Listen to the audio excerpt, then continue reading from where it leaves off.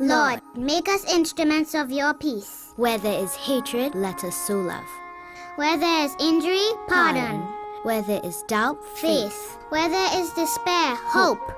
Where there is darkness, light. And where there is sadness, joy. O Divine Master, grant that we may not so much seek to be consoled as to console, to be understood as to understand, to be loved as to love. For it is in giving that we receive, it is in pardoning that we are pardoned, and it is in dying that we are born to eternal life. Amen. WESN.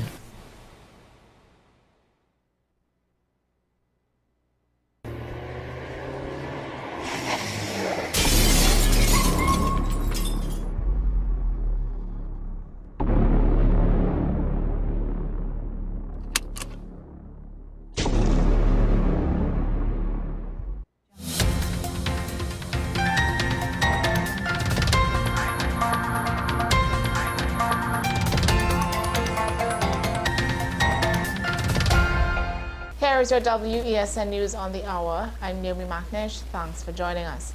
Here are the headlines. High Court dismisses legal challenge over seized monkey. Digicel shutters Loop News and plans Sportmax closure. Prominent attorney Martin George charged with sex offenses. And internationally, Russia launches largest aerial assault yet on Ukraine. Now for the details. The High Court has dismissed a case brought by Massa Nature Park operators over the seizure of a red howler monkey named Raja. Justice Robin Mohammed ruled the claim by Johnny Hardiel and Gayatri Maharbi Singh had no realistic chance of success, stating the document they presented as a permit was not valid. Wildlife officers seized Raja in 2021, and the state maintained the document was neither stamped nor signed by the Forestry Division.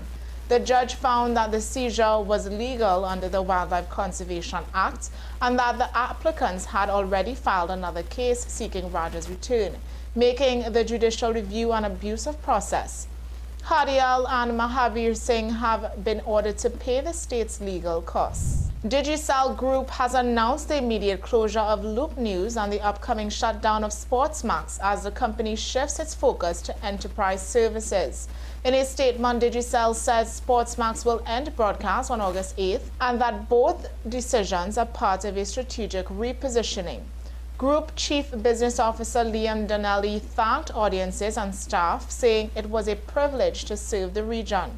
Loop News launched in 2014 and Sportsmax, on the air since 2002, had become well-known platforms in the Caribbean. Digicel said it will now deepen investments in ICT services, supported by its recent acquisition of Simtai. Senior attorney Martin George has been charged with grievous sexual assault and indecent assault. The charges were laid on July 8th by Corporal Ashby of the Belmont Police Station following an investigation into a March complaint by a young female attorney.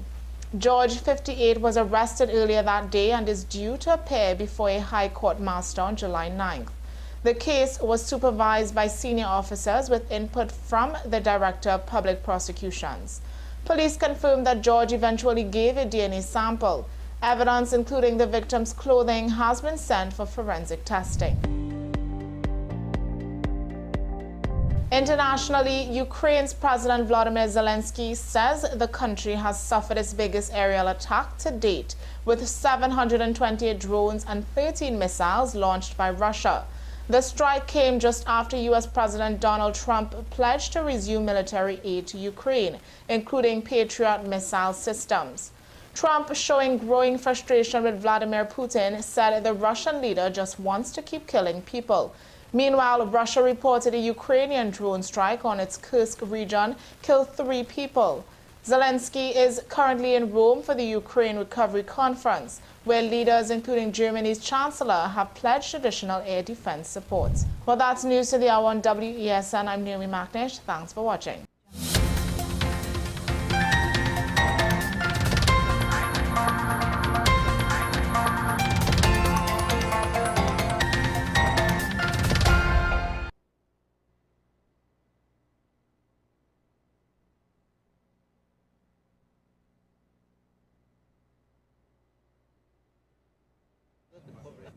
In Gaza, another 23 people, including 8 children, were killed in an overnight bombardment from Israel.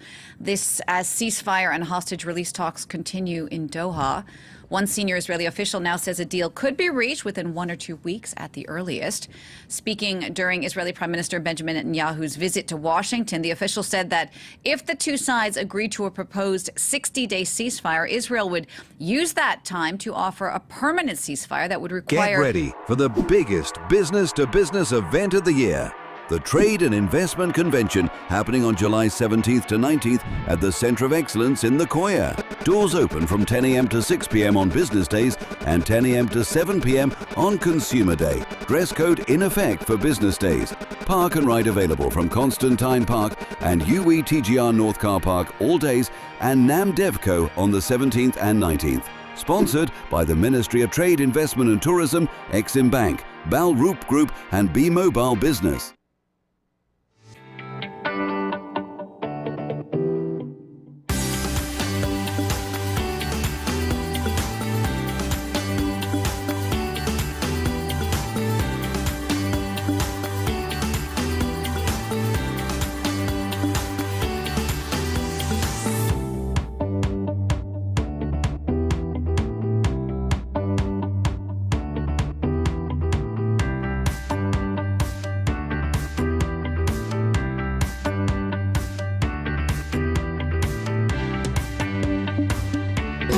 Take some time for yourself or spend some time with the family at Sandy Point Village Hotel.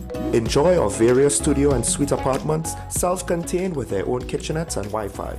We also have our famous 100-foot swimming pool and our beachfront restaurant, the Steak and Lobster Grill. And our location in Crown Point puts us near the center of activity from the nylon pool to the local nightlife. Call us and make your reservations at 639-8533, 389-2378 or email us at sandypointvillagehotel@gmail.com. Our award-winning show is back, and this season promises to be even more exciting than before.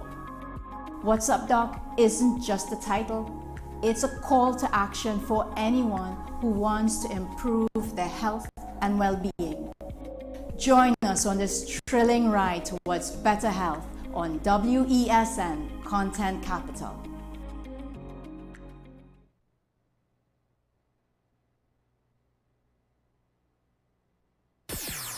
WESN.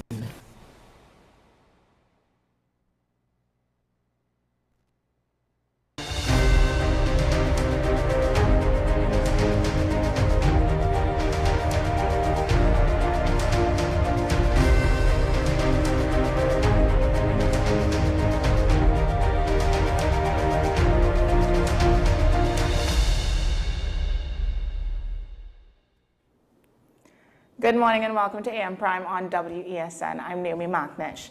So this morning, I just wanted to mention, I love waking up these hours, and it was just strange for me to say, because just yesterday we were talking with Jada, and we were like, the hours are so early, and sometimes it can get to us, right? But we absolutely love coming here to have conversations and, you know, just start our mornings with you. But this morning specifically, I was able to witness a really interesting, very, I would say really like a kind of it was almost auspicious.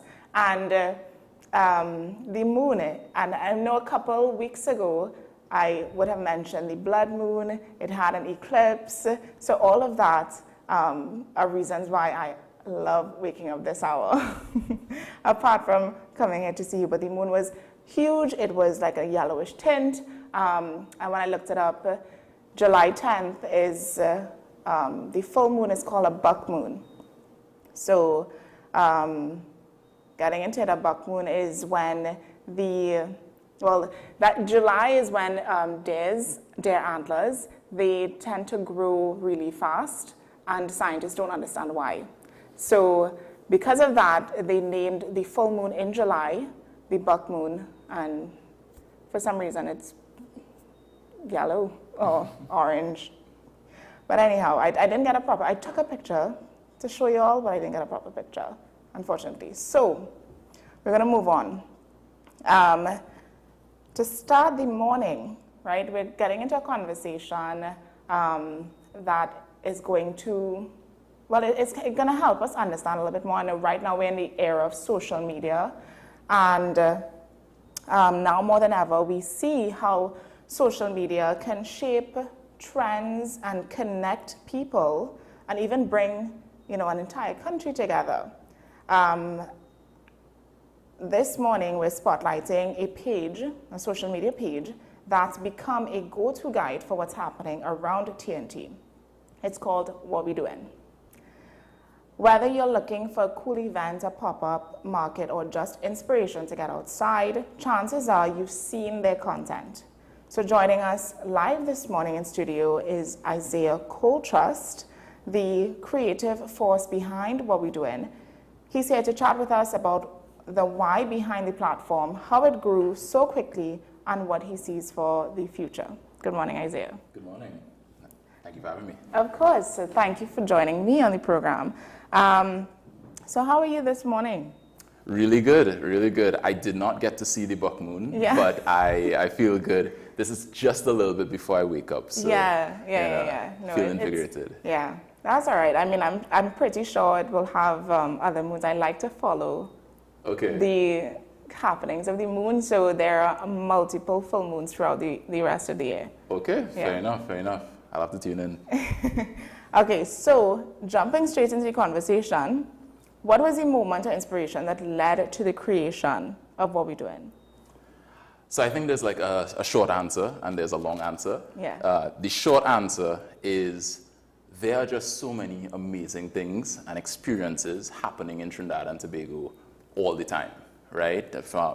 If not dozens, hundreds of things every single month that you can do and experience and go and enjoy. Mm-hmm. You know, even just this past month, this month there's going to be a anime convention. There's like an alien themed, all-inclusive party. Right. There's different tours on the Caroni Bird Sanctuary. Mm-hmm. There's lots of really, really interesting and rich experiences that are happening. And the crazy thing is most people don't know about them.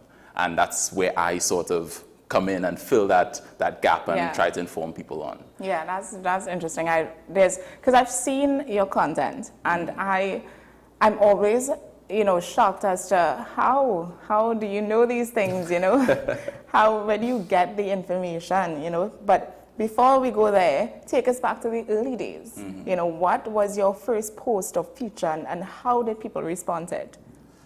So my first post, and yeah, this is going back in time, about 3 years ago, was, well, actually to answer that question, I need to give a little bit of context. Sure.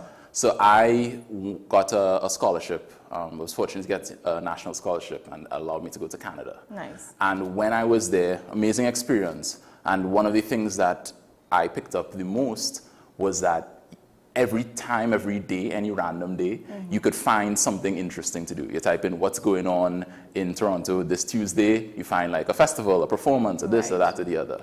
And that, when I came back home and I tried to do that and I couldn't find anything, that really lit a fire under me, because I've been fortunate enough to know a ton of people who know about things going on. Mm-hmm. And the fact that I couldn't find them meant that there was a lot more underneath the surface that I wasn't seeing. Right. So that first feature was me kind of showcasing some of my preliminary knowledge. Okay. At the time I had a website that I put events on, and I hope to go back to this idea eventually. And it was just me showcasing the website, saying like, hey, check this out. This is a cool thing. There's so many events going on in TNT. And it was actually my first video, and it actually went like super viral. And I was very surprised to see like 200,000 people seeing it. I was like, wow. Okay, so there's something to this idea. Yeah, so from jump, you had a good bit of traction happening. Yeah, okay. It's very rare in the social media world that sort of thing happens. So I'm very fortunate that it did. But like I said, I think that sort of spoke to the idea and spoke for the need. And it was especially right after the pandemic when I dropped that video, and people were like, oh my gosh, this is so interesting. So, yeah. So then, okay, let's get into, you know, curating the content itself. How do you go about finding these unique experiences for people to be a part of? Yeah. So like people always ask that question, and I wish the answer was like more sexy. It was more like I use AI to da da da da da. Yeah. No, it's really just me manually going to different social media pages, going to different websites, newspaper articles. A lot of the time when I see flyers on the road, I pull over and I take a picture, and then I go and follow up on it. So it's really just over the past 3 years, I've opened my eyes so much to events that I start seeing them, and whenever I see information about them, I note it down and curate it. And the curation part of it, I think a lot of people don't realize, but I have now gained a really good understanding of my audience. There's still always gaps in knowledge. Like sometimes I might post an event and not expect it to do super well, and then it goes crazy. But there are, so I tend to do a lot of curation and actually picking, and I should put this one first because they like this. Because that was my next question. You know, I want to know if you have a system in place because there are so many events, and you can't talk about or post every single one. So how do you go about filtering or picking or figuring out what makes the cut? Yeah, I mean, on average, there are about 100 events that I filter down into 3 or 5 in a video. So yeah, there is quite a thing on that. I wouldn't say there's like a system of filtering. There are a few things I look for. One is uniqueness, right? Like, can you get this on any other week or in any other place in the world? So that's why events like the International Tattoo Fest that I showcased last month would reach. That's why the Alias Anime Convention that is coming up this month reaches, because it's just unique. It's just like, that's not going to happen any other week in the year. But there's also things that, you know, I love Trinis, but Trinis love a free thing or a cheap thing. So that as soon as something is like $100 or below, boom, that tends to make sure it reaches into the cut as well. So I know, I understand, you know, social media is something, especially recently now, a lot of influencers or people tend to monetize it, right? So based on what you do, I would assume, and you know, this is where you can correct me, or actually I'll ask. Is there, do people or business owners or event promoters reach out to you specifically to promote the event or to feature the event on your page? Yeah, they absolutely have. And I invite more to if you all want to going forward. But the same filters that I apply on an event that I just showcased, because I think it's interesting, are the same thing that I apply to somebody who reaches out. So I've been fortunate enough to work with more than 50 people, 50 different organizations now to help promote the event. But it is still, I don't just work with anybody. I need to know that this is going to actually serve my audience and be something that they find very interesting. And then we could work together. So that's how I generally monetize. So, okay, talking about now, people will go to the page to find, because, you know, like you said, there's a point where you really did not know what to do. People used to say, you know, like there's just absolutely nothing to do. We can go on the avenue, but then what, right? So why do you think, or what do you think made your page trusted amongst people, especially youth? So, I mean, I do one little correction to what you said. I think people still don't know. Even with me existing, I always hear, there's nothing to do in Trinidad. I'm like, I exist, what's happening? So like me personally, when if I say that, I would always, because my friends, they actually, the first time I saw your page, one of my friends sent it to me, sent me an event. I can't remember what the event was, but it was on your page. And I looked at it, and then I started to go through your page, and I'm like, oh, this is so cool, you know, what he's doing. And then I saw all these different events, and it was like, there is actually a lot of things to do. So if I ever felt like I don't know what to do, or a weekend I'm free, and my friends and I want to do something, we're like, okay, well, we can check TikTok, you know. Yeah, That's check that always guy. like the So, No, yeah. I love that. Well, that's good. First of all, thank you for the plug. Of course. But in terms of how I ended up being more recognized or more trusted, I think it really comes down to that curation element. I am very laser focused on, is this an event that I think my target audience is going to enjoy? You know, is it something they can reasonably go to and have a good time at? And if that's not the case, I don't post it. So like, it's been that laser focus. And I also think that it's also been something maybe very interesting or unique for influencers. I like to take myself out of the value I bring.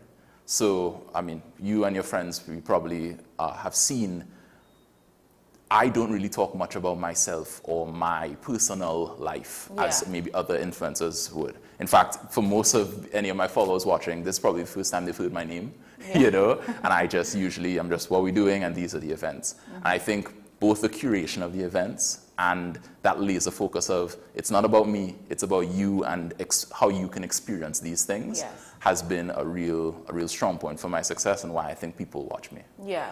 So have there been any challenges around misinformation or event cancellations? And how do you manage that in terms of community trust? Because is it that people, if there's an event that got canceled, would you highlight that or kind of leave it for them? No, I try my best to post information about updates, cancellations, postponements, all those kind of things. In fact, there was a music festival about 3 weeks ago, a French music festival by the Alliance Française, and it was a free thing, but they changed their venue about 2 days before the event. Wow, okay. So I tried to post things, but there's always a bit of an interesting thing with social media, because not necessarily because you want it to go out to people, does it reach people? Yes. So I try to put my updates, I try to let people know, I comment and reply under the original video, but some people may not see it. And in those cases, I have to hold my hands up and say I apologize. Yeah. But I think a lot of people do understand what my role is in the situation of like, this is the guy who's informing you. Yeah. Who gives you the initial, oh, that's interesting. And then if you want to find more information, you want to get tickets, go to the actual sources, the people who are providing it. And that might be a misconception because a lot of people are like, oh, they think I'm the organizer. Yeah. I'm like, I do not organize these things. Eventually, maybe I might get into that, but I don't. I'm just telling you about it. Yeah. So apart from that now, can you get into any other challenges that you would face with your page and what you do for people? I don't know if it's a challenge. I think it's just the price of doing this. I think a lot of people don't realize how much time goes into a video. Like you might see a video and it's 60 to 90 seconds long on average. But that could take between the research, scripting, recording, editing, and then eventually the captioning and posting, that could take up like 5 to 8 hours. That's a full working day.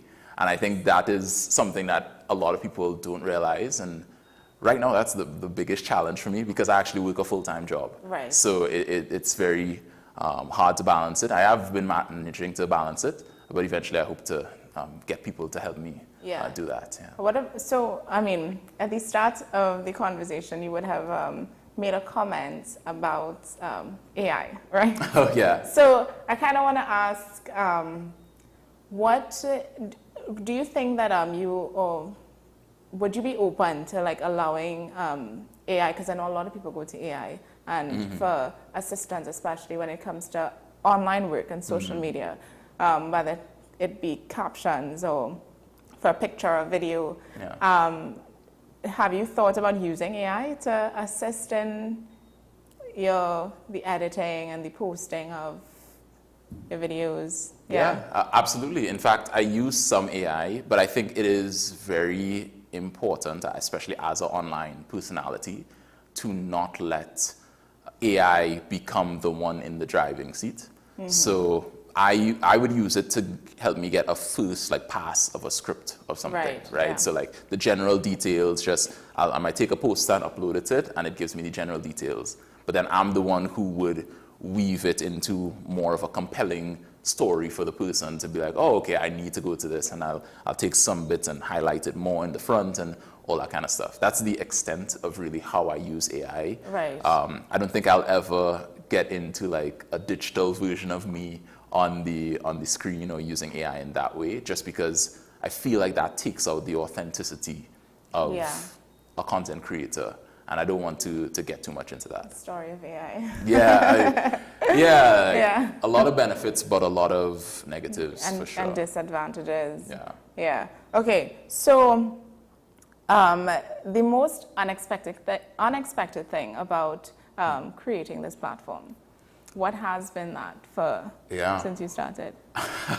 I did not expect to become as noticeable as I did. I was like, I'm going to make my little page. I'm going to do tell people about events, and people wouldn't really see me as like a quasi-celebrity or whatever. But constantly I get approached in places like, you're the What We Doing guy. I could see like on people's face, they like recognize me and they come over and say hi. And it's really interesting, but it's definitely not what I expected, especially because I try to put the information first before myself. Yes. But yeah, no, it's been good, and I've gotten a chance to meet a lot of followers and have a good little chat with them.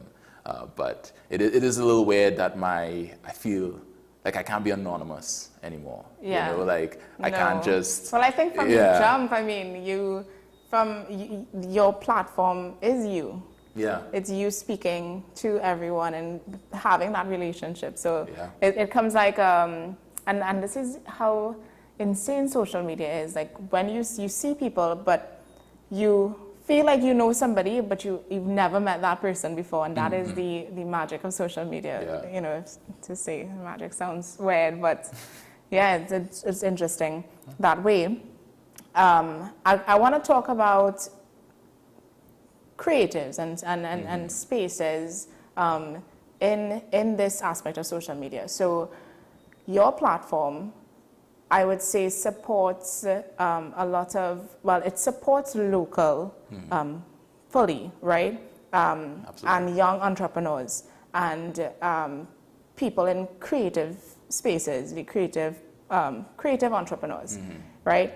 How do you see your platform supporting these creative spaces and these young entrepreneurs? How am I asking this properly? How do you see it? Yeah. How do you see what you do better supporting these creatives? Yeah, I think I'm picking up where you're putting down.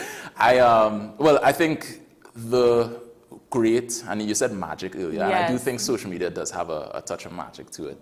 And the magic of what we're doing is that because there is a spotlight, it allows a lot of different people who may have a really interesting experience, a really interesting event that just maybe people have not gotten a chance to hear about.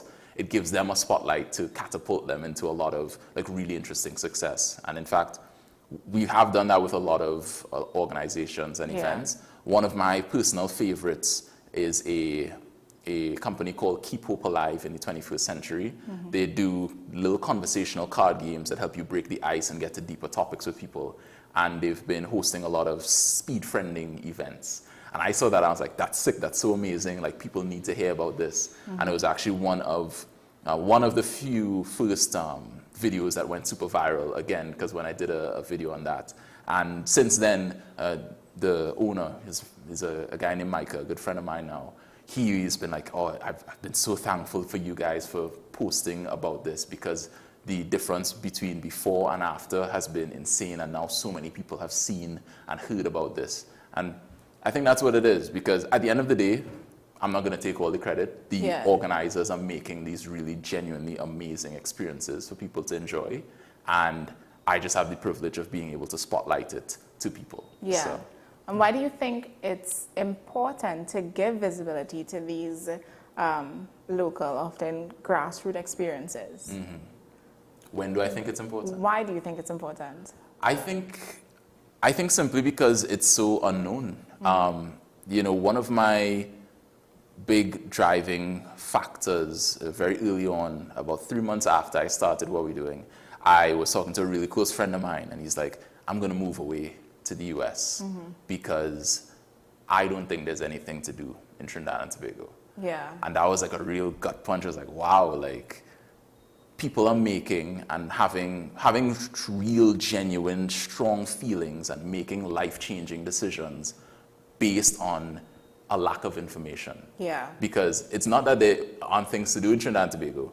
He just did not know about the things to do in Trinidad and Tobago. Yes. And I think that's one of the main reasons that I do what I do, because I want to correct that inaccuracy of information and share the presence of that info, and showcasing our local spaces is a huge part of that. So this question might be, I'm not sure how well you'd be able to answer, but in terms of culture has, in my opinion, has evolved. Yeah. And, you know, based on what you do, I know you would see a lot of these events coming up, and the changes in how events now, a lot of the events now are not things that you would have seen back in the day, you know? So how would you define culture in 2025? And what role do you think digital spaces play in shaping that?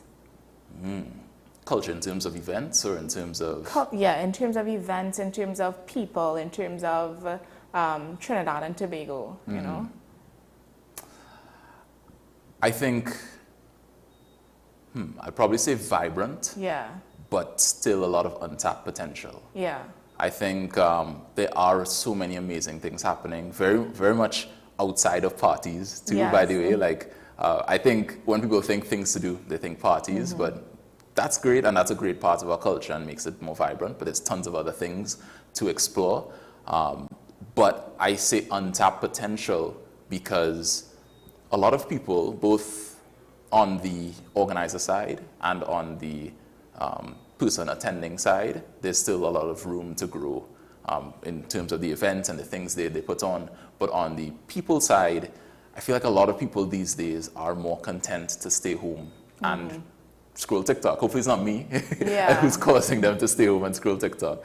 But, you know, just not really spend your life in interesting ways that fill you with these rich experiences that you can talk about and have memories for your 20s, 30s, 40s, whatever it is. Yeah. And I think the more that what I do hopefully helps to get people out there, the happier I will be. But I think that's definitely something we need to get into more as a culture. Yeah, I agree. And what you said, you know, the culture being vibrant, it is, and then untapped potential. That is a major part of it. And I think one of the most interesting things about what you do is you help people to realize, you know, the untapped potential we have in our culture. And I think that's really incredible, yeah. So we are going to take a quick break, and when we come back, we will continue the conversation with Isaiah. We have lots more, so stay with us.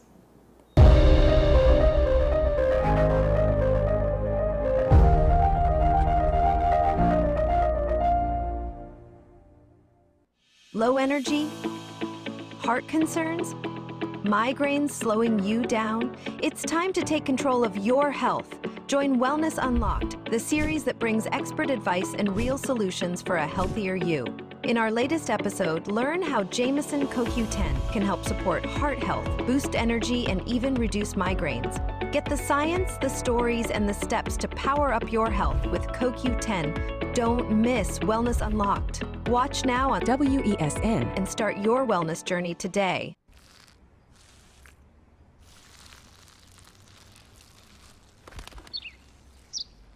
Maybe he landed here totally by coincidence. But if by chance he's admiring your fresh coat of Benjamin Moore soft sky blue, well, that's a pretty high compliment. Coming from an expert. Get ready for the biggest business-to-business event of the year, the Trade and Investment Convention, happening on July 17th to 19th at the Centre of Excellence in the Koya. Doors open from 10 a.m. to 6 p.m. on business days and 10 a.m. to 7 p.m. on Consumer Day. Dress code in effect for business days. Park and ride available from Constantine Park and UE TGR North Car Park all days, and NAM Devco on the 17th and 19th. Sponsored by the Ministry of Trade, Investment and Tourism, Exim Bank, Bal Roop Group and Bmobile Business. Do you need treatment for obesity or any related abdominal procedures? The community hospital now offers minimally invasive laparoscopic surgery done by an American-trained, board-certified surgeon with over 20 years' experience. Give us a call at 235-5479 for more information. The Community Hospital of Seventh-day Adventist, where good private health care is affordable. Money is something we all deal with, but how many of us truly understand it? What if you could make better decisions with your money? Decisions that secure your future, protect your family, and bring you peace of mind. I'm Darren Jacobs, and I'm here to help you make sense of your dollars. Welcome to Dollars and Cents, the show that breaks down the financial world in ways that matter to you. No jargon, no confusion, just real conversations about money, your money. So join me every Wednesday at 10 a.m. on WESN for Dollars and Cents. You are watching Strictly Legal on WESN Content Capital. Just give an overview of what exactly is that split arrangement. Now you don't need to register nothing. You don't need. We can do that another time. But then it becomes a hit, and then everybody starts to want to claim. The laws that predate many of the independent countries' constitutions are going to be those colonial laws. We know there are an infinite amount of circumstances that would lead to a murder. I have a great idea and I have a great concept, but until it's actually expressed, it does not become intellectual property. Accomplishments or targets of a forensic accountant is to quantify what may have been lost. We believe in different criminals and we manipulated the law and we exploited the system. A responsible journalist will reach out to the person who they have the information on for a comment.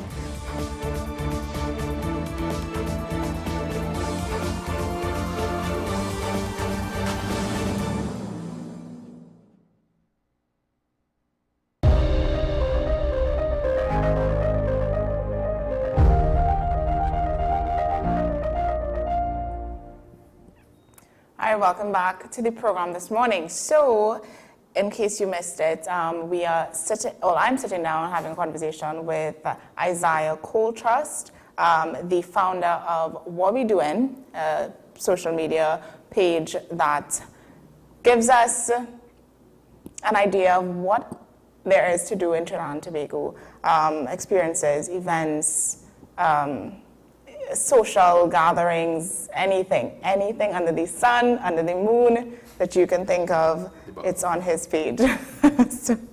So we are jumping into a new part of the conversation. We're talking about third spaces and belonging. So understanding, now before this, I had no idea what third spaces meant.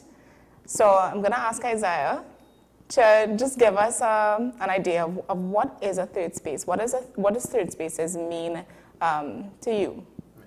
Well, to me, a third space is just a place outside of your home or your work that you can go to have fun, to meet people, to just exist. I guess a good example back in the day, I hope I'm not dating myself here, but like the library at one time maybe was a third space where you just go, you read, you might meet new people, that kind of thing. And in today's day and age, I think the concept is really important because there's a very stark lack of those spaces.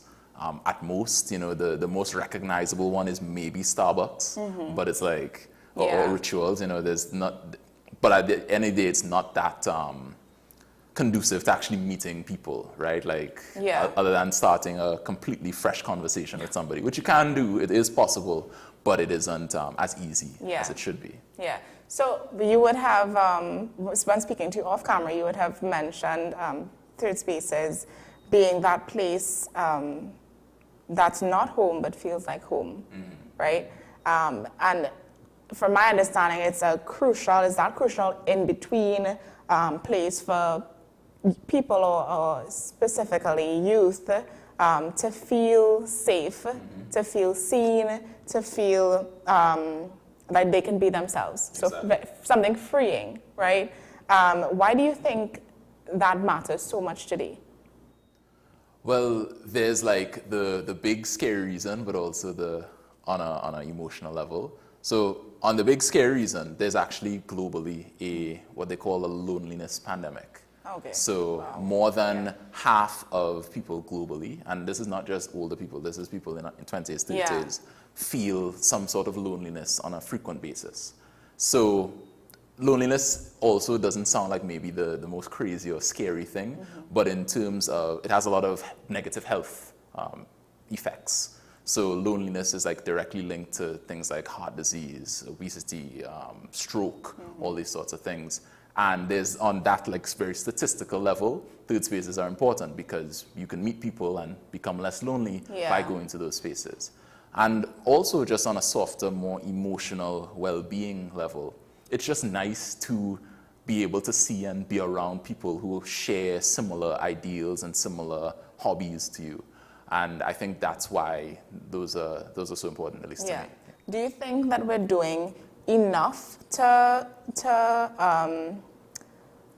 create these environments for people to where they can thrive outside of formal institutions, where people can go and not feel lonely? You know, I think doing enough is tough because it's a hard thing to do, right? Like you need to have like real estate and land and all this sorts of things to have a third space that goes year round. But I think there are a lot of amazing event organizers who are doing it in a way where it's more of a pop-up. So the things I mentioned earlier, like the anime convention, that's very much a third space for people who are interested in anime or manga and all those sorts of things. Things like the speed friending event I mentioned, that's a third space for people who want to have genuine and deep conversations. So there are a lot of events who are doing it well, and even events that aren't particularly meant as you can meet people here, they're starting to add in a lot of really great elements, like you could play games at it, you know, there's more conversation opportunity that they're trying to sprinkle in so that it again becomes a third space where you can meet people, have fun, and really not feel lonely. You know? How do you think social media can amplify these safe, creative, and expressive environments for people? So I think the same way that what we're doing does it generally, right? And not just what we're doing, of course. Social media pages and even the organizers doing their own social media can reach such a large amount of people, right? You can reasonably, in fact, I have reasonably touched probably a large amount, if not most, of Trinidad and Tobago with my content and showing these sorts of spaces to people. But I also think on a personal level, social media has a really interesting way to play, because the same way that different spaces make it more easy to meet people and to interact in that way, you can sort of make yourself into a third space in a really interesting way. So can you expand on that? Yeah, for sure. So as you might have noticed before and during the show, I'm a more social person, right? That was not always the case, and people are always like, what? When I say that. You know, I was a lot more shy, a lot more reserved, would take a lot less chances in social settings. And now, because of reading books and having my own experiences, and of course watching a lot of social media videos and tutorials, if you want to call it that, I have trained myself to become more socially confident, or at least that's the phrase I would use. So there are those ways through social media people could learn, and in fact that's my next sort of social media venture I'm going into. I started it this year, where I'm trying to just explore my experience, share my different tips and tricks. I'll probably make one about my experience on this show and how I was able to navigate it. And just, sharing that with people so they themselves can become the type of person where anywhere becomes a third space for you. That's incredible. Do you see a difference in how older versus younger generations engage with safe spaces or these third spaces? These third spaces. Yeah, I think it's definitely a lot different. I think they're both very interested in it, and I was very surprised by that. I thought my audience would be like very 20s at most, right? Just that kind of age group watching my stuff, but it's been very equal among like from 18 up to like 50 of people watching. And when they see content about third spaces, they also like, oh, that's so interesting. I think the difference is in the actual who goes to them, because by the time you reach your 40s, 50s, you have a family, and in a lot of ways you have a lot of the things that you might get from a third space just around you, right? The love and support that a family gives. Yeah. But it's the 20-year-olds, the 18-year-olds who want to get that a little bit more, get that support group around them, who would head out and actually go. Yeah. So I have a personal question. Oh no. It's not bad. It shouldn't be too bad. Okay. But it's just to get your opinion, and so we can further understand more about these third spaces. So this is just from your perspective. Yeah. What would your dream third space look like, and specifically in Trinidad and Tobago? I love that. I've actually given a solid amount of thought to this. I think it would be a really nice, cozy space. I'm talking like kind of warm, moody lighting. There's beanbag chairs everywhere. Okay. There's little games like table tennis, little like even a basketball court, maybe a football court. People could play it outside. It has it serves coffee and drinks, that kind of thing. But most importantly, I would want it to have some element of things to break the ice, right? Or like whether it is a name tag that says, "Hi, I'm Isaiah, ask me about what I do on TikTok," or whatever, and like people write in whatever their hobbies are, or whether it's like those conversational card games that I was talking about, these things that allow you to just go from a stranger into an acquaintance, and then you play some games, and hopefully you'll go from an acquaintance into a friend. Yeah. And I think those would be like the key tenets of what I would make a third space if I could. And look forward to the future. I might end up actually trying to do something like that. Yeah. Yeah. Because apart from the things that you highlight in your post, because I've seen, and you mentioned it before, something called it's but I don't want to mess up the name, but it's where you go and you meet people. Speed friending. Speed friending, right? What is that? Oh, okay, yeah. I think I have a very slight understanding of it, just based on the name, speed friending. So it's kind of like speed dating. Spot on. Right? Spot on. But let's talk about that a little bit, because I always wondered if people actually do it. And I know that is a very interesting third space for people. You go, you meet people, but it's because I would assume it's only for outgoing people, Oh, not at all. extroverts. Yeah, not at all. Okay, so yeah, you're totally spot on the general idea of it's speed dating minus the romance, right? Yeah. So it is expressly meant to help you have meaningful connections and spark meaningful relationships.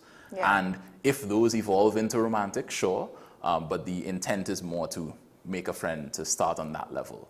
And I really want to shout out a couple people who actually run those events. So there's Micah over at Keep Hope Alive in the 21st Century. That's his company. And there's also Kristen, who does another thing similar. And she collabs with Micah to make what she calls a space to connect. Right. So generally, what those events would look like is you come and you sit down and you have about 3 minutes with a person, and you're, again, going through these conversational card games. They might ask different questions ranging from like, when is the last time you laughed today, to like maybe it might be something a little more deep. When's the last time you cried or something like that, just to name a few off the top of my head.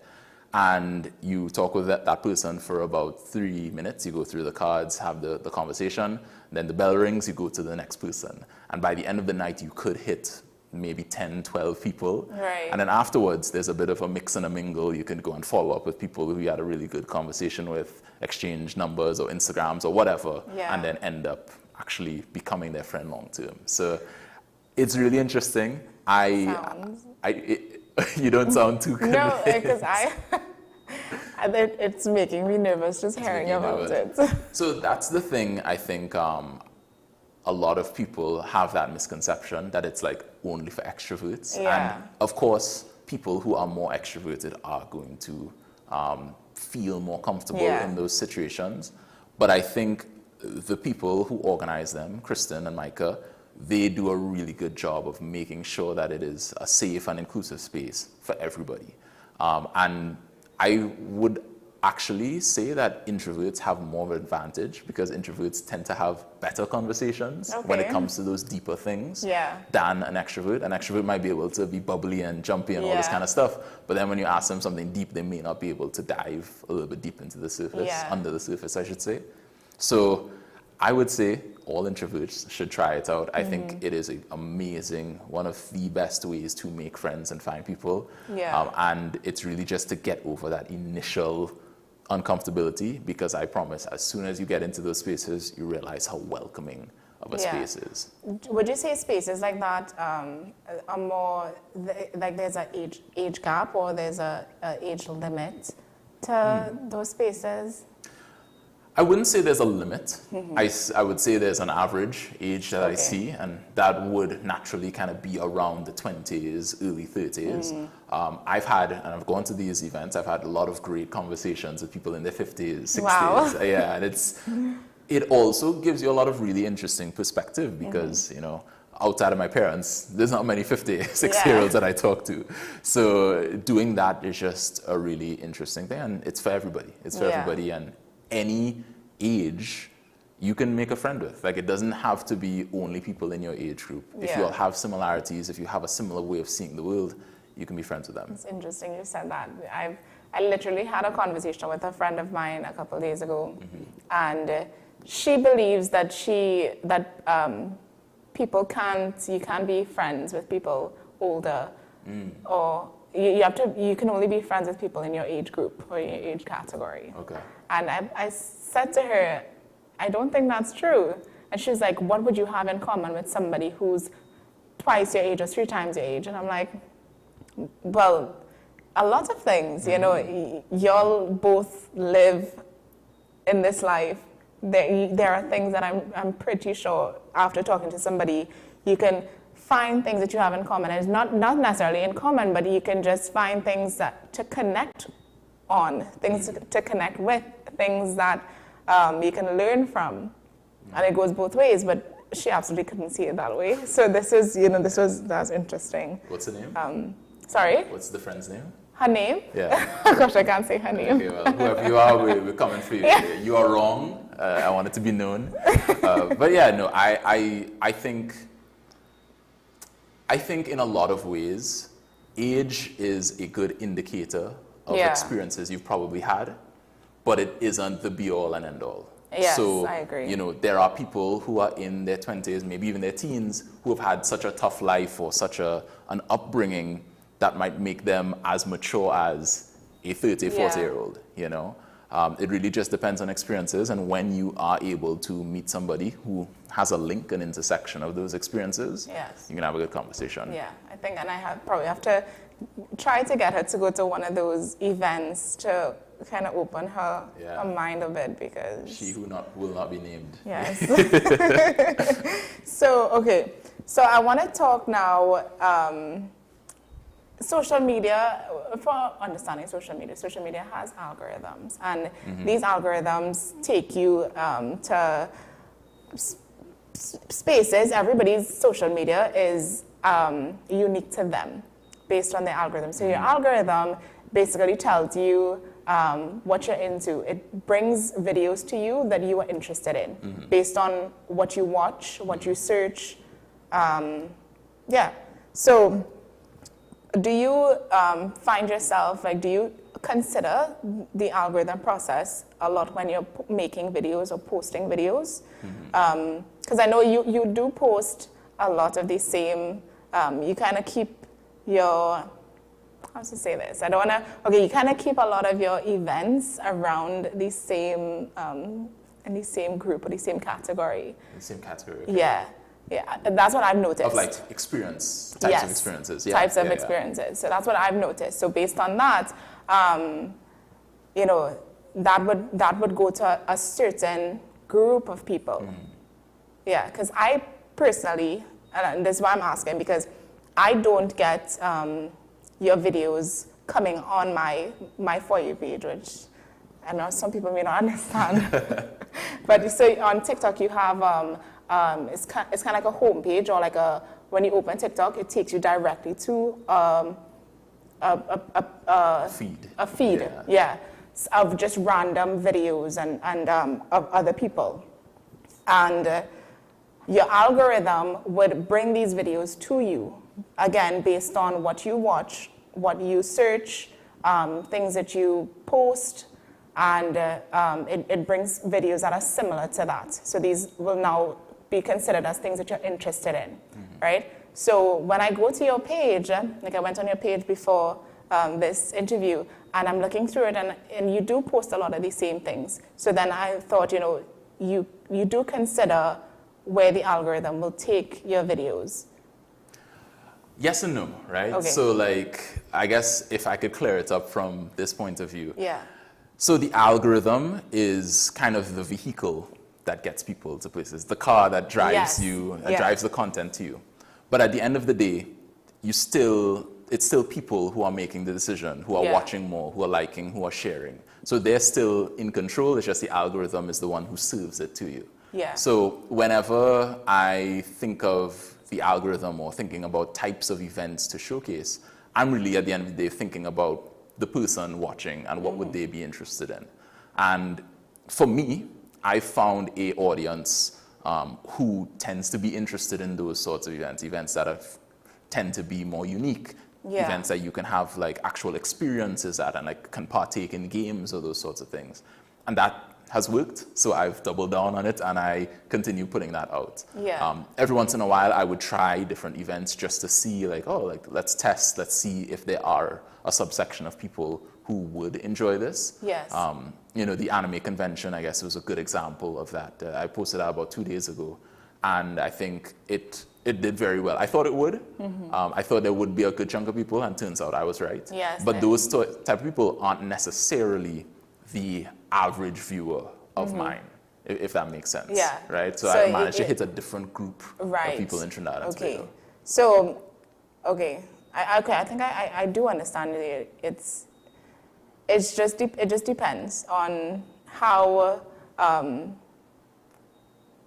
let's just put it this way: you take risks, right? Exactly. When you're posting. So then, do you feel any type of do you feel any type of pressure to go viral with your videos when posting? Absolutely. Well, especially if it is a brand has you know, commissioned a spot on a video or asked me to promote it. Then I get a lot more personally attached than you'd probably imagine. Like I'm all like, oh, I hope it does well. I'm like checking the video to double check and really see if it's going well. In fact, for the same thing, the anime convention was actually one that someone had reached out and we did a partnership for. Right. The first 2 hours, it wasn't doing like astronomically well. And I was like, oh no, oh my gosh, I'm gonna die. But you know, it turned around and it hit that right group of people, the people who wanted to see it. And now it's performing as one of my best videos. I think last time I checked, it's around 150,000 views in the past couple days. So, you know, I definitely do feel it. Yeah. And well, actually going back to your algorithm point, I think there is a bit of a misconception that I've seen in my comments. My comments are generally really positive, right? It's very like, oh, I didn't know about this. This is so great that this is happening in Trinidad and Tobago. Thank you for posting. Keep it up. Yeah. But I always get these comments that are like, oh, so nothing going on in Tobago. How you don't talk about Central? How you don't talk about South? And I think I'm kind of in a bit of a weird point because I can only talk about what is going on. Yeah. So if there isn't a big event happening in Tobago or Central or South that I think my audience will enjoy, I can't talk about it, you know? So there is, on top of the actual thinking about the audience and framing content for them, there's a bit of a restriction on that end of if there is legitimately nothing going on in Trinidad and Tobago, which doesn't happen very often on a week, I can't make things out of thin air, you know? Yeah. So based on that then, what feedback do you appreciate most from your audience, and are there any that you would ignore? I don't think I would ignore any. I think all feedback is good feedback. I mean, the Central, where's the Central South Tobago thing? That is a good indicator that next time I see an event that matches in Central, South, or Tobago, put it at the forefront, at the top of the video, and make sure to highlight those, because there's definitely people who want it. I think all feedback is good feedback, but not all feedback is as constructive as others, because there are the ones like that help me actually make content, but there might be others that are like, you know, just more negative. There's just maybe somebody being like, I don't want to go to that, or whatever, which is like, okay, fair enough, but that doesn't maybe tell me what I can change my content to. That's something that they might want to go to instead. So I love when people comment and they say, are there any events like X or Y? Are there any things like this coming up this weekend? And they actually state a type of event or a type of experience they want to enjoy, because that tunes me in to look more focused and do more focused looking into that type of event for people. Yeah. We're going to take another break shortly, but before that, I want to ask, do you see this, or can you see this evolving into something full-time? Because I know you said you already have a full-time job, but can you see this being your life and living off of this, what you do? Yeah, I can, and I would like to. Ideally, that would be the goal. I think there's a lot more things I need to get in place in terms of that. But yeah, I would absolutely love to, and it would allow me to bring more of the content that people enjoy. What would you have to do differently now that you're doing now in order to get to that point? I think I need to have more of a structure in place for it to be more of a business rather than a content creator or influencer page. Yeah. And what that means is actually having more of a system to actually reach out to people to get spots to advertise on us, to actually work out, you know, my pricing and like all those sorts of stuff, like really airtight, and deliver on that to an actual client base, right? So that's kind of the main thing that I have been doing in the past 2 to 3 months, and it's been going well. It's been showing some interesting signs, some good signs, and just to double down and build more into that. Yeah, okay, fair enough. Okay, so before we go on our break, Jada actually left us a few comments from the part of the conversation before when we spoke about age and having a relationship with somebody not in your age group. She said commonality isn't bad by age. And young people actually need to have friends that are older. They've been there, they can teach us things, and which is more or less the same points that we were making. There are things that you can learn from older people, and vice versa. Older people can also, because they don't know everything, you know. Nobody knows everything, so it goes both ways. You can learn a lot, and I think it's just about connection with people is what will help us to learn things in life and to realize things in life, different perspectives, and you see different perspectives and different thought processes from different age groups, which I think is an advantage when you're building connections with people. So age, as the saying goes, age is just a number.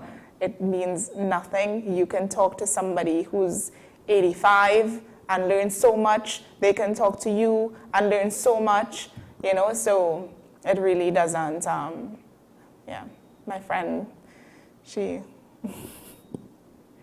I'll speak to her. We're coming for you. All right, so we're going to take another break, and when we come back, we're going to continue this conversation before we wrap up.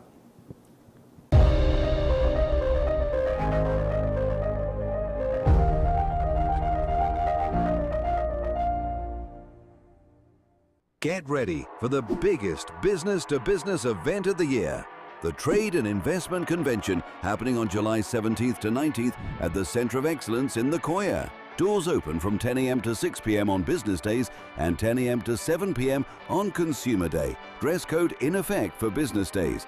Park and ride available from Constantine Park and UETGR North Car Park all days, and NAM Devco on the 17th and 19th. Sponsored by the Ministry of Trade, Investment and Tourism, Exim Bank, Bal Roop Group and Bmobile Business. Low energy? Heart concerns? Migraines slowing you down? It's time to take control of your health. Join Wellness Unlocked, the series that brings expert advice and real solutions for a healthier you. In our latest episode, learn how Jameson CoQ10 can help support heart health, boost energy, and even reduce migraines. Get the science, the stories, and the steps to power up your health with CoQ10. Don't miss Wellness Unlocked. Watch now on WESN and start your wellness journey today. My name is Dr. Joanne Williams-Carroll, and I am the Director of Behavioral and Mental Health at the Community Hospital. At the Community Hospital, we believe in nurturing mind, body, and soul. Through our counseling and chaplaincy program, we will provide you with support and strength you need to help with your mental and emotional well-being. Give us a call. The Community Hospital of Seventh-day Adventist, where good private health care is affordable. This is Face of Sports, WESN Content Capital. How you felt about the kiss on the lip? That's the business. I'm nothing to do with that. I find that was distasteful. The national senior team, whether you like it or not, that is the model for all other teams to follow. I'm assuming that the regional requirement may be a much stricter requirement. This is not about Pro League and Super League. This is a league run by the Normalization Committee that I'm responsible for. Nobody expected FIFA to fund this arrangement. If we don't get a professional attitude towards this, we are doomed for failure. You break the balance, trip the leg, control the body. They ain't gonna stand put forever. Why you want the Chiefs to lose so? Why you want the Chiefs to lose so? They already have two. Lamar don't Why? have. You're jealous because you know the Chiefs getting closer to the Patriots. Let's go to the last part. No, of this game. no. Let's go to the last part.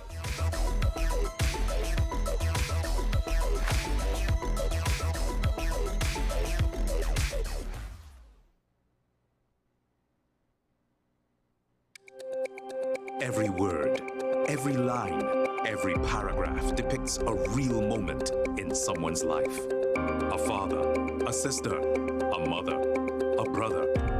We at Newsday are dedicated to you, the people, and through independent, unwavering journalism, strive to always bring your stories to life. Because your stories are more than just words. Newsday, independent and credible. Our award-winning show is back, and this season promises to be even more exciting than before. What's Up, Doc isn't just a title. It's a call to action for anyone who wants to improve their health and well-being. Join us on this thrilling ride towards better health on WESN Content Capital.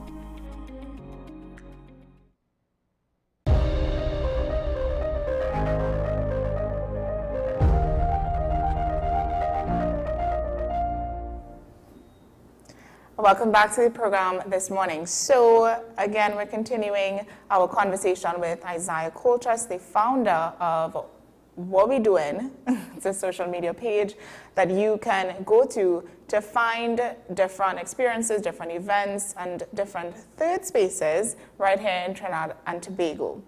So, Isaiah, moving along with the conversation, we're going to get a little more personal in terms of your mindset, your personal growth since starting this this page. What have you learned most about yourself during this journey? Oh, wow. In terms of myself, I think I learned that I'm probably a lot more capable than I thought I was. I also have learned the power of consistency and consistently showing up, because there was a period, and I'm trying to get back to that now, of a year and a half where it was just posting weekly.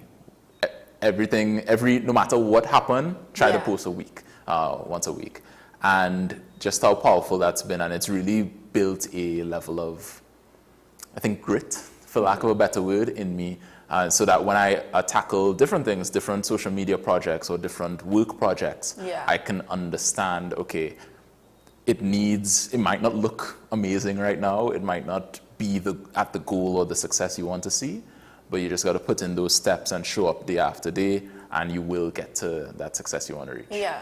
So you would have mentioned before that you have a full-time job. Yes. Right? So how do you balance your own personal downtime and with being constantly, or needing to be constantly plugged in order to do something like this? Mm-hmm. Because you would have mentioned also how much work goes into curating a post. In case you missed it, Isaiah does everything manually. He goes out and he finds these events to talk about if they don't come to him. So that's a lot of work. You know, I think you can call yourself, that's almost what a journalist does. And it is a lot of work to go out and find stories, to go out and find things. So yeah, how do you balance that? I don't, no. Okay. It's very much on a knife edge. And honestly, if I have one day that goes a little too much, I have a work day in my full-time job, and maybe the work goes 2 hours over, it throws everything off, I have to, miss some sleep and all this sorts of stuff. So it's really precise. I try my best in my downtime. And this is something you might find interesting. I really dislike social media from a consumer point of view. Right. I probably would not have social media on my phone or any of my devices if I wasn't making content. Yeah. Because for the most part, not what we're doing is amazing, but for the most part, I feel like it wastes time. I really feel, and I end up leaving with a sense of, I might have spent 30 minutes, an hour, and I don't even remember what I watched. I don't remember how we got here, and that's something risky. But in terms of balancing, I think spending time with my family, I spend a lot of time with my lovely, amazing girlfriend, who is probably going to watch this back with me, so I wanted to embarrass her a little bit. But and spending that time with people I really love and care for recharges me so much. Yeah. And so that's been another way that I do it. Yeah. So how has your personal life kind of shaped how you do your posts, or the things that you choose to post about? Personal life in terms of my interests? Yes. And stuff? Yeah. So I've never really been a huge partier. Yeah. So I guess from the beginning, that has been something that has shaped a lot of the content I post. I have showcased maybe thousands of events at this point.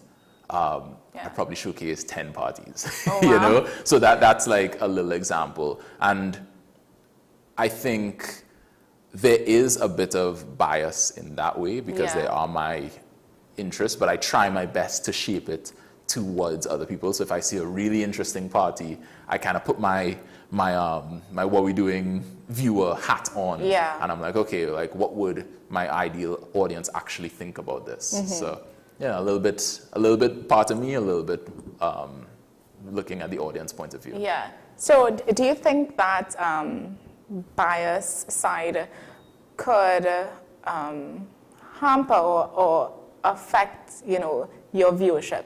Because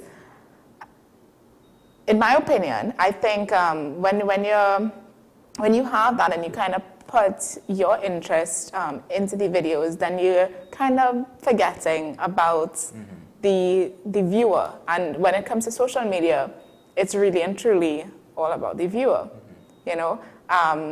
Once you start posting on social media, and this is just me giving my 2 cents, once you start posting on social media, it's no longer you. It's no longer about you, right? Now you are posting for other people to see, and you're putting it in a space that now belongs to other people. Everybody has a space on social media, and we all kind of share it. It's kind of like a room. We're all in this room, and once you begin to speak in this room, everybody hears. Once you post on social media, everybody sees, So with that, is this something that you would consider, in terms of that bias side of it, and your personal interest affecting the videos that you choose to post, then again affecting your audience? Right.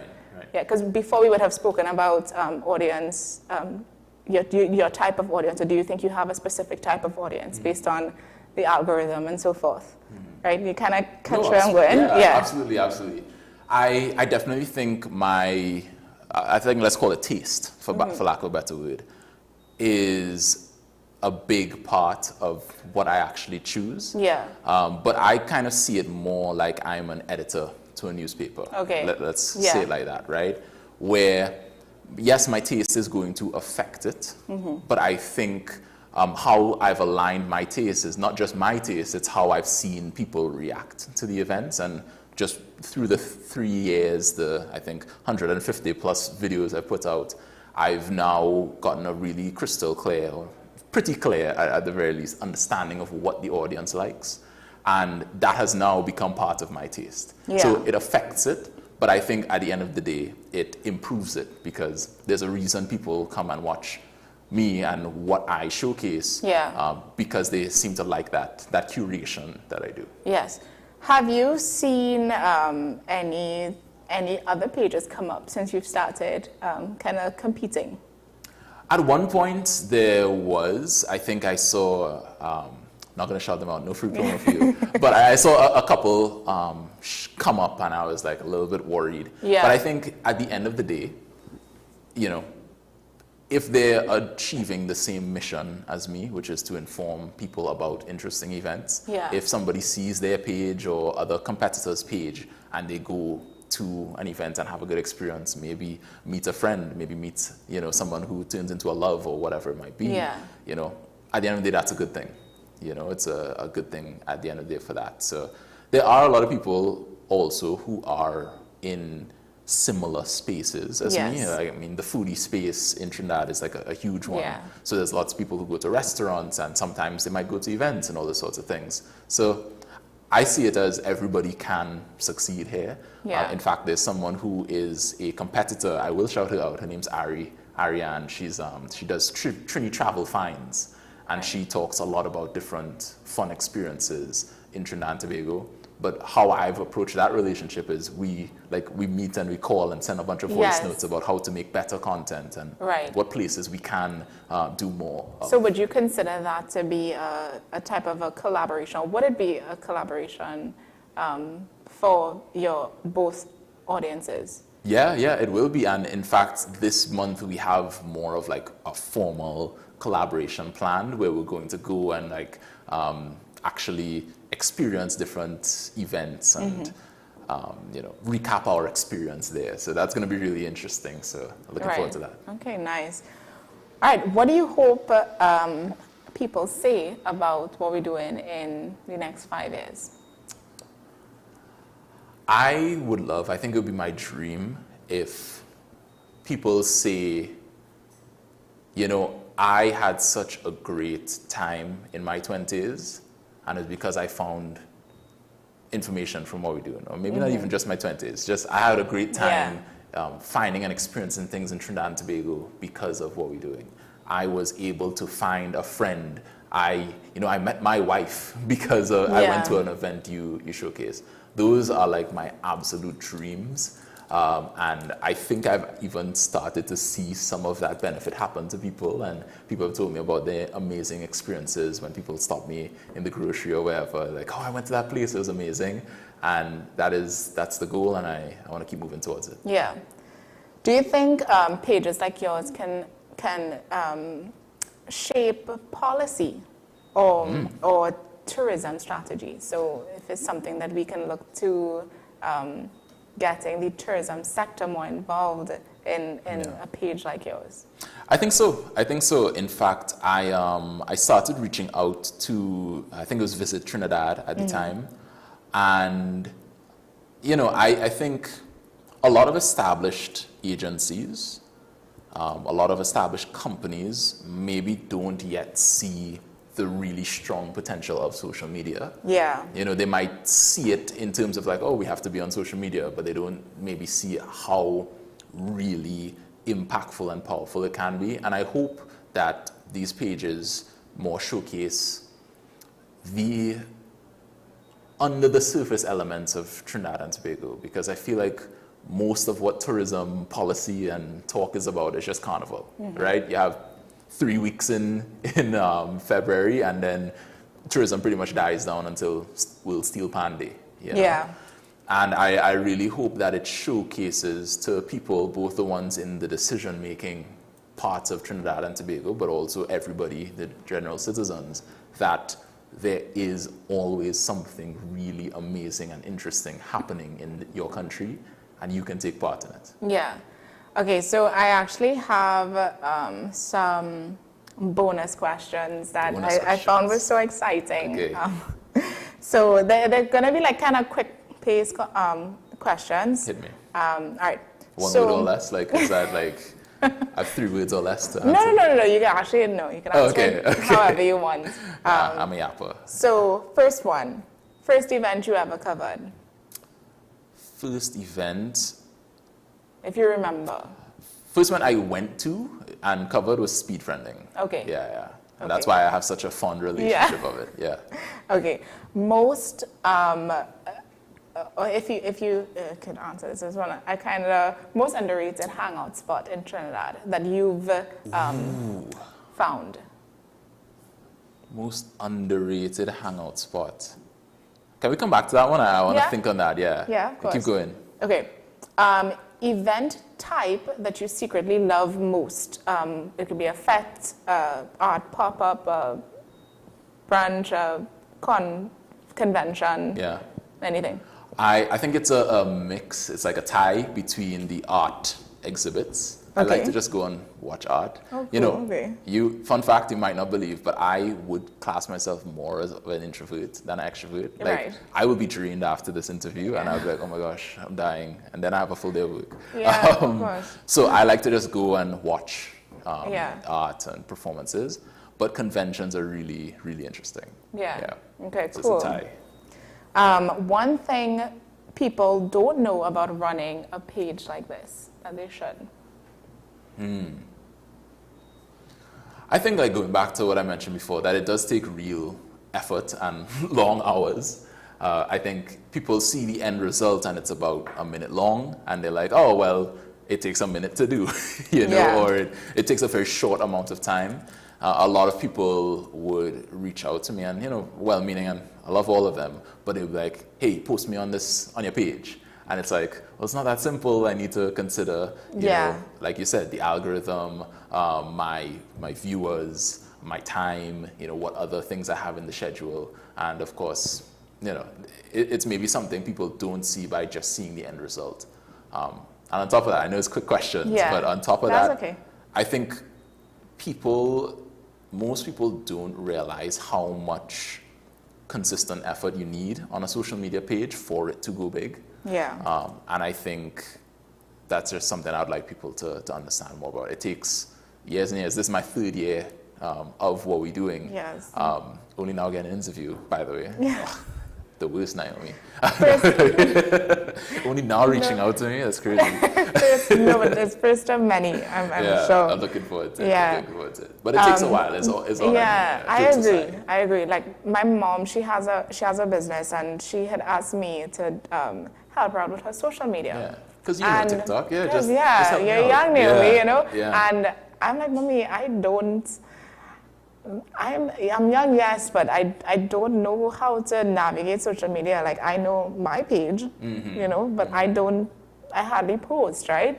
So to me, social media, I give full respect to influencers and anybody who can create a brand for themselves on social media, because it is one of the hardest things to do, in my opinion. It takes so much sacrifice, so much dedication, so much patience, and consistency, you know? And like you said, even creating these videos and coming up with ideas and just finding these events and putting it together and editing. What? No, it's a lot of work, so I get that. So we're gonna go back to, can we go back to the previous question? The underrated the hangout most spots. underrated, yes. And this is just in your opinion, so it's not set in stone. Yeah. Isaiah's view. So I have a definite answer for that, but unfortunately they did close down. I don't know if they're moving spaces, but it was called Junkalage. It was in Maraval, and they kind of had like a little cafe. They also had little pop-ups and events. They'd have like poetry nights. They're actually where I met the speed friending people for the first time. Okay. So I would definitely say there. Hopefully they start back and do something interesting. Yeah. But yeah, that would be it. In terms of like fun, like experience, I really like Six's social cricket. Okay. I don't know if you've ever been there. I've never been. Been You should meaning go. to multiple times. Never happened, but I've seen it. You should go. It's a fun time. It's a really fun time. Yeah, I've been to the virtual golf swing. Swing. Yeah. Yeah. So I know it's kind of similar. You know, I haven't gone yet, so Right. I'm hoping to go. Yeah. I think it's the same vibe, same aesthetic, kind of. All right. So, what does success look like to you now, and has it changed from when you first started? Yeah. And now. You know, I don't know. I think, because when I started, I really did not have a vision of this becoming like a job or my own business or anything like that. I was just like, I have this information. It feels like a waste for me to just be the one with all the information, so I'll share it with people. And it just so happened and snowballed over the past 3 years that people have really enjoyed it. I was watching my stats, I think like more than 5 million people, 5 million views at the very least that I've reached over the past 3 years. And it's like, oh, that's crazy. But I think with social media, when you get to these numbers, it's just like, at a certain point, a big number is just a big number, you know? And I don't want to be like, oh, I want to reach 10 million or whatever. I think my main goal right now is to consistently, for the rest of the year, post at least one video a week. Yeah. And I know through the things I've learned, you know, we touched on the algorithm earlier, but like there are different techniques that you can use to assist with the algorithm, not in like a hack sort of way, but in terms of scripting, in terms of how quick you have those first 3 seconds and what you put in it to intrigue people. I just want to get better at my craft of marketing and being a better content creator in that way, because really that's my goal. Yeah. So we're gonna come to a close shortly. Your vision for what we're doing, you know, expansion, collaborations. I know you mentioned a collaboration coming this month, and then and a website. I know you said when you first started, you had a website, so you plan to go back to that. Can you tell us a little bit more of what we can expect? Yeah, for sure. So a couple of things is I definitely want to do more collaborations with people in this space. Trinidad and Tobago is so small and so easily easy to get around, Yeah. that it is ridiculous for social media influencers to not Yes. interact. In fact, a guy, Brent from Hungry Belly, he goes to my church. Right. So it's like he's literally right there. So there's different collaborations that I would like to explore and get into. I think that would be really, really cool.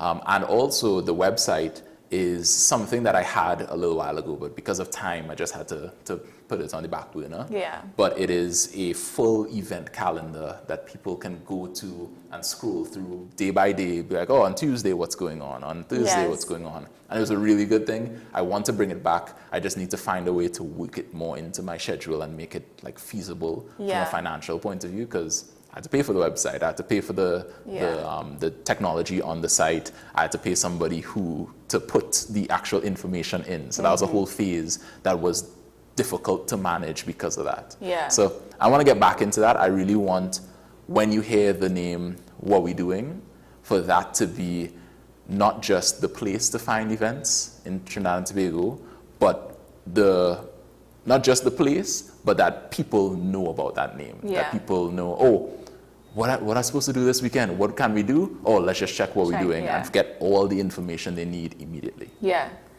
So what advice would you give to other people trying to grow organically on social media?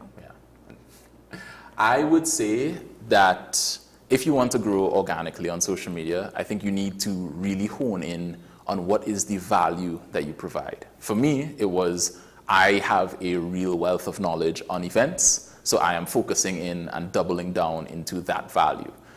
For you, it might be whatever it is. Maybe you do more skit comedy, or maybe you do all these other different things. Whatever it is for you, just hone in and focus on the value first, and then show them a little bit more of your personality, right? But I think a big mistake a lot of people make, well, two big mistakes, is one, you think that the people watching care more about you than they actually do.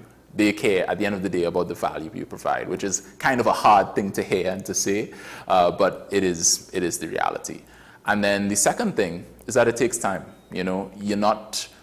Honestly, you could post your first 10, 20, 30 videos and probably not get much traction. And that doesn't necessarily mean the idea is a bad one. It just means that you haven't put in the reps to make either the messaging good enough or to just get the traction on these social media platforms. So once you have that idea and it's something you think you can do reasonably for a year, 2 years, 3 years without seeing meaningful results, and which is okay, by the way, everybody on social media has that experience.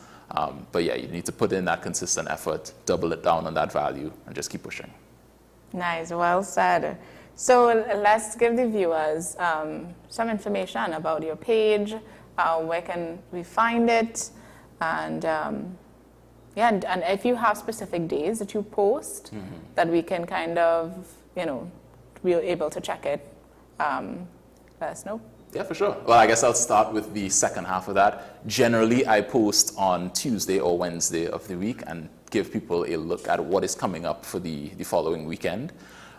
So keep an eye out for that. We're on TikTok and Instagram at WAHWEDOING, What We Doing.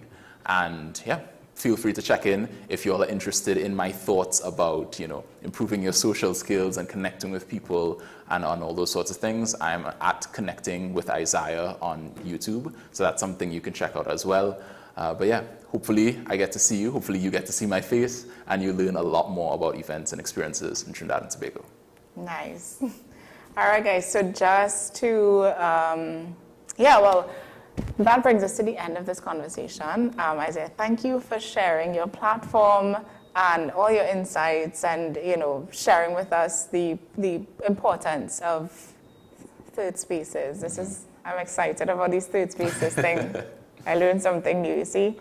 But what we're doing is definitely something that I think we need.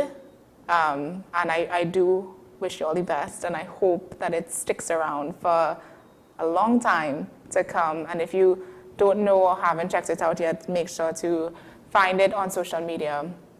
The name should be on the screen there. I think that's is the correct one. It will come up shortly. What we're doing. on TikTok and Instagram. TikTok and Instagram, yes. Yes. All right. Yeah. Thank you for having me. Of course, of course. And we would love to have you back for any type of conversation, surrounding the social media space because of how much it evolves and so rapidly. Absolutely, absolutely. So my mom would hate if I leave without saying this. Can we get a what we doing on 3? Is that okay? You're asking a lot of me, huh? Yeah. All right. Yeah. So which camera should we look at? You can just look at the. Yeah. All right. 1, 2, 3. What we doing? Okay. Perfect. Yeah. All right. Thank you for humoring me. Of course. Okay, so remember that you can find us on our YouTube or Facebook, where you can leave your comments and suggestions for us to engage with you. Head to WESN.cc to engage with us now, and your comments can be featured here on AM Prime. So, yeah. All right, so we're going to, sorry. I lost my train of thought there, guys. As you all know, Jada would usually read that part, but she's not here with me this morning, so I kind of trying to gather my thoughts. You only get one chance at life, and you have to grab it boldly. That's our quote for today by Bear Grylls. You only get one chance at life, and you have to grab it boldly. So go out there and, seize the moment, seize the day, and don't let it pass you by. Thank you for joining me on the program this morning. Isaiah, again, thank you for having this conversation with me. My pleasure. And for making it so fun. It was a lot of fun. Stay safe, stay inspired, stay informed, and we'll see you back here again tomorrow morning. Also, don't go too far because we have Sean Michael Small on the hour of 8 o'clock with Talking Point. So stay close by for that. I'll see you back. Oh, bye-bye. Bye.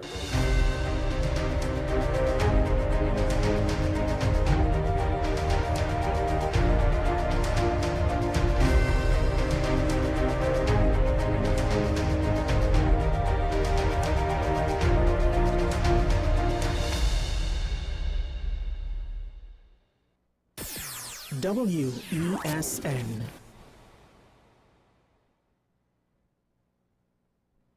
Get ready for the biggest business-to-business event of the year, the Trade and Investment Convention, happening on July 17th to 19th at the Centre of Excellence in the Koya. Doors open from 10 a.m. to 6 p.m. on business days and 10 a.m. to 7 p.m. on Consumer Day. Dress code in effect for business days. Park and ride available from Constantine Park and UETGR North Car Park all days, and NAM Devco on the 17th and 19th. Sponsored by the Ministry of Trade, Investment and Tourism, Exim Bank, Bal Roop Group and Bmobile Business. Hi, I'm Claudette, radiographer at the